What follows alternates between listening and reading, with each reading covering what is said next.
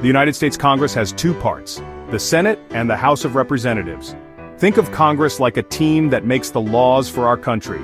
The Senate has 100 members. Each state gets 2 senators, no matter how big or small. Senators serve for 6 years. The House of Representatives has 435 members. Big states with lots of people get more representatives. Each representative serves for 2 years. Both senators and representatives are elected by the people. This means that citizens get to choose who represents them in Congress. To run for the Senate, you must be at least 30 years old. You also need to have been a U.S. citizen for at least 9 years.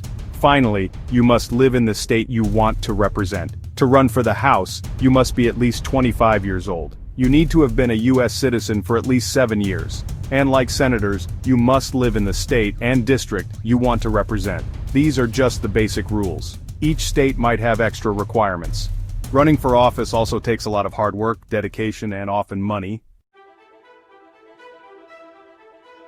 Before the main election, candidates usually compete in primary elections. A primary is like a contest within a political party. Imagine a group of friends deciding who's the best at basketball. They might play some games to find out who's the strongest player. That's similar to a primary. Voters who belong to a party, like the Democrats or Republicans, choose which candidate they want to represent their party in the general election. The winner of the primary election moves on to the general election. This is where they face candidates from other parties. The general election is the final contest. The candidate with the most votes wins. This is how we decide who will be our senator or representative. Sometimes people talk about the popular vote and the electoral vote, especially for president. The popular vote is simply the total number of votes cast by individual citizens. The electoral vote is a different system used in presidential elections.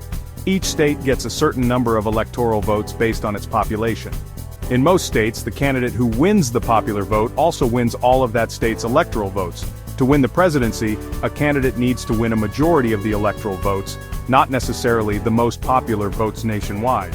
This system can sometimes lead to a different outcome than if only the popular vote was considered.